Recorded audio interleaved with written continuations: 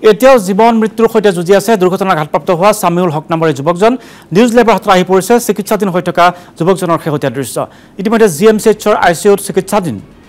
আইচিইউত থকা এই সামিউল হকক এপলো হস্পিটেললৈ প্ৰেৰণ কৰা হৈছে বাহনৰ খুন্দাত যুৱকজনে মূৰত আঘাত পোৱাৰ লগতে সোঁভৰিখন তেওঁৰ ভাগি গৈছে দিনজোৰা জেৰাৰ অন্তত থানাৰ পৰা ওলাই নন্দিনী কাশ্যপে সদৰি কৰিছিল যে চিকিৎসালয়ত যুৱকজনৰ স্বাস্থ্যৰ বুজ তেওঁ লৈছে কিন্তু চিকিৎসালয়লৈ যোৱাৰ পৰিৱৰ্তে অভিনেত্ৰীগৰাকীয়ে থিয়েটাৰৰ আখৰাৰ বাবে বাট লয় মানডাকাটালৈ চিকিৎসালয়ত জীৱন মৰণৰ সৈতে যুদ্ধ কৰি থকা যুৱকজনৰ স্বাস্থ্যতকৈও থিয়েটাৰৰ আখৰাত ব্যস্ত হ'ল অভিনেত্ৰী নন্দিনী কাশ্যপ যুৱকজনৰ শেহতীয়া স্বাস্থ্যৰ পৰিস্থিতি সম্পৰ্কে জনাব আমাৰ সাংবাদিক প্ৰাঞ্জল বৰুৱাই হয় নন্দন আসলতে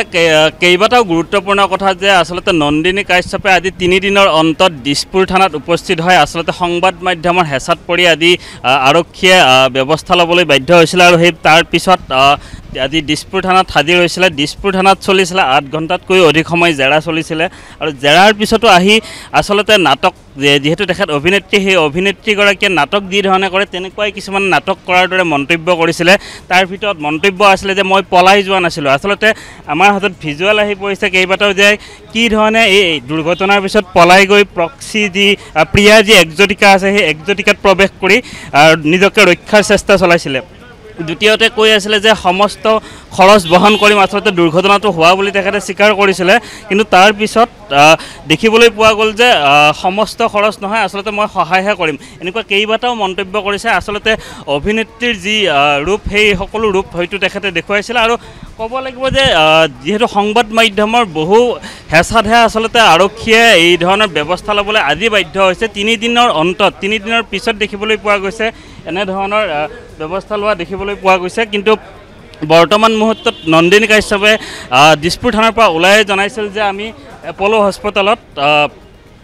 প্ৰৱেশ কৰি আমি খা খবৰ ল'ম সহায়ৰ হাত আগবঢ়াম কিন্তু এতিয়া 9 বাজি গ'ল কিন্তু 9 বাজি যোৱালৈকে নন্দিনী কাশ্যপ আহি ইয়াত উপস্থিত নহ'ল দ্বিতীয়তে নন্দিনী কাশ্যপে যি ধৰণে কৈছিলে যে আমি পৰিয়ালৰ সকলো খৰচ বহন কৰিম কিন্তু সেই খৰচ বহন কৰা দূৰৰ কথা আমি সহযোগ কৰিমহে এনেধৰণৰ মন্তব্য সংবাদ মাধ্যমৰ সন্মুখত কৈ থৈ গৈছিলে আচলতে ক'বলৈ গ'লে একাংশ যি অভিজাত লোক আছে সেই অভিজাত লোকসকলৰ বাবে যেতিয়াই গুৱাহাটীলৈ নিশা নামি আহে তেতিয়াই যেন এই ৰাজপথবোৰ যেন এখন খেলপথাৰত পৰিণত হয় আৰু সেই তেনেকুৱা খেলপথাৰ ভাবি বাহন চলোৱাৰ বাবে এনেধৰণৰ কিছুমান দুৰ্ঘটনা সংঘটিত হৈ আছে আৰু যাৰ ফল ভোগ কৰিবলগীয়া হৈছে পলিটেকনিকৰ যি চূড়ান্ত বৰ্ষৰ ছাত্ৰ সামিউল হক সেই সামিউল হকে তেনেকুৱা দুৰ্ভোগ ভুগিবলগীয়া হৈছে আৰু বৰ্তমান মুহূৰ্ততো আইচিইউত চিকিৎসাধীন হৈ আছে অতি সংকটজনক অৱস্থা হাত ভাঙি গৈছে প্ৰাঞ্জল ধন্যবাদ জ্ঞাপন কৰিছোঁ দুৰ্ভাগ্যজনক ঘটনা আৰু এতিয়াও জীৱন মৃত্যুৰ সৈতে যুদ্ধ সামিউল হকৰ